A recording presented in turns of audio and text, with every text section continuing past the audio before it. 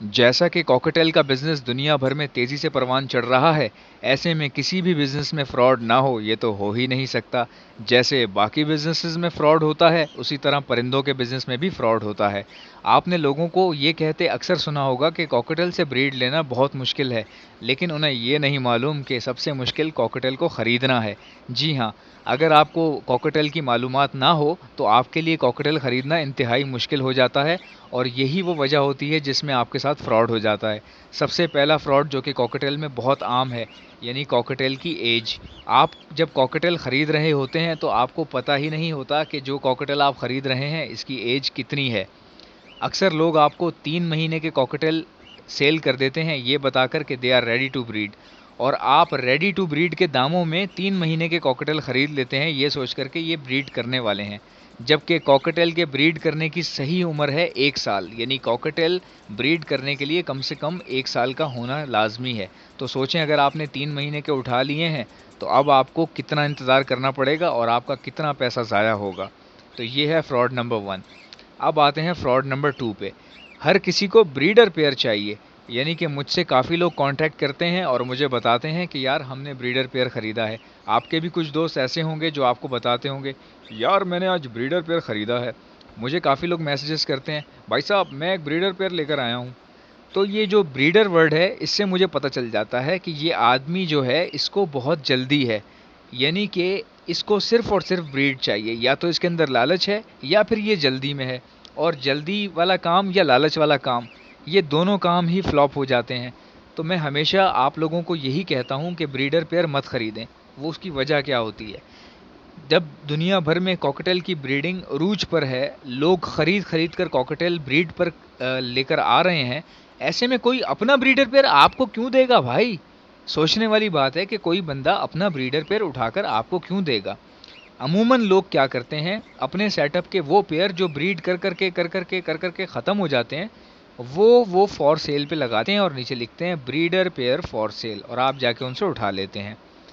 दूसरा केस ये होता है कि कुछ फार्म वाले और कुछ बड़े ब्रीडर, जिनके ब्रीडर पेयर फर्टिलिटी की प्रॉब्लम से जूझ रहे होते हैं या उनके पेयर्स में फर्टिलिटी का इशू होता है, वो ब्रीडर पेयर क्या करते हैं, अपने सेटअप में से चुन चुन के जो ख़राब ख़राब पेयर होते हैं, जिनके अंडों में ब्लड नहीं आ रहा, जिनके अंदर फर्टिलिटी रेशो कम आ रहा है, या जिनके पेयर ख़राब हो गए हैं, ब्रीड नहीं कर पा रहे, तो वो ब्रीडर पेयर चुन चुन के वो पेयर साइड पे कर देते हैं और उनको सेल पर लगा देते हैं और ये कहकर लगाते हैं कि दे आर ब्रीडर पेयर।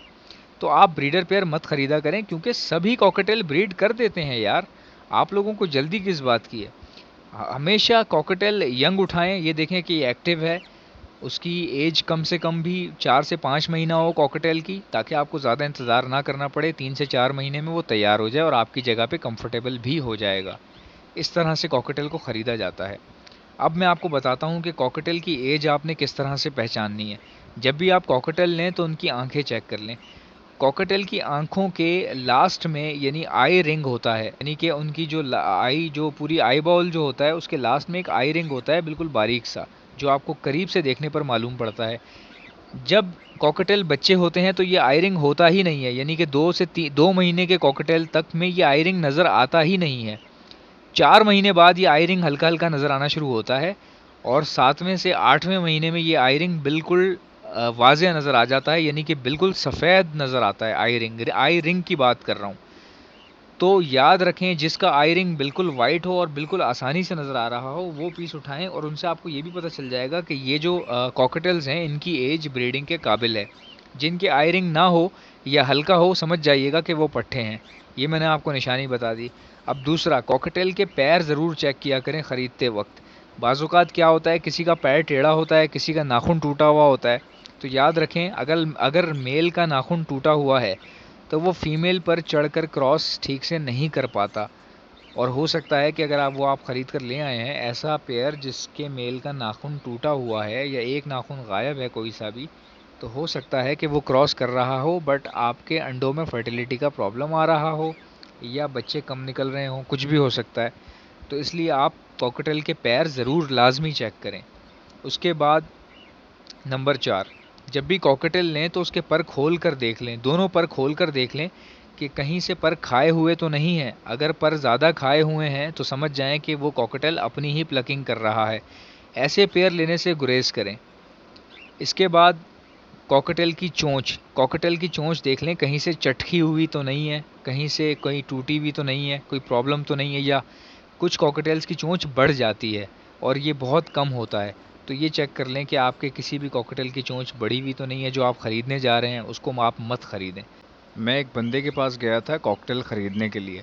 उसका बहुत बड़ा ब्रीडिंग सेटअप था और उसने मुझे कहा था कि मेरे पास कुछ ब्रीडर पेयर हैं सेल के लिए। तो जब मैं उसके पास ख़रीदने के लिए गया, तो मैंने उसके पास जब गया तो उसने मुझे बताया ये वाला पेयर ब्रीडर पेयर है और सेल के लिए। तो मैंने उसका पूरा सेटअप गर्दन घुमा के देखा, तो सारे ही पेयर उसके पास ब्रीडर पेयर थे, ब्रीड कर रहे थे। तो मैंने उससे कहा कि आप यही वाला क्यों बेच रहे हैं? कह रहे हैं बस मैं यही वाला बेच रहा हूँ, ब्रीडर है और सही है, इसकी जगह मैं कुछ दूसरा डालूंगा। तो मैंने कहा जब आपने मुझे ब्रीडर ही देना है तो इसके अलावा जो ब्रीडर है मैं उनमें से ले लेता हूँ। कहते हैं नहीं नहीं नहीं नहीं नहीं, ये ही वाला ब्रीडर पेयर बेचना है। तो आप समझ तो गए होंगे कि वो ऐसा क्यों कर रहे थे। उनको एक ही ब्रीडर पेयर बेचना था अपना। तो इसका मतलब ये है कि उसकी ब्रीड में कोई ना कोई मसला आ रहा था। तो वो इसलिए मुझे बेवकूफ़ बनाने की कोशिश कर रहे थे। तो मैं भी उनको बेवकूफ़ बना के आ गया। मैंने उनसे ये कहा कि भाई साहब मुझे ब्रीडर पेयर नहीं चाहिए, मुझे ब्रीडर पेयर्स चाहिए, तकरीबन 20 की तादाद में। तो ये सुनकर वो चौंक गए। उन्होंने कहा नहीं मेरे पास तो एक ही है। तो मैंने कहा बस ठीक है, फिर मैं कहीं और से उठा लूँगा। तो ऐसे हम खेलते हैं दूसरों के साथ। तो आप भी पट्ठे उठाएं, लेकिन पट्ठे में ये याद रखें कि जो 3 महीने तक के पट्ठे होते हैं इसमें जेंडर का पता नहीं चलता।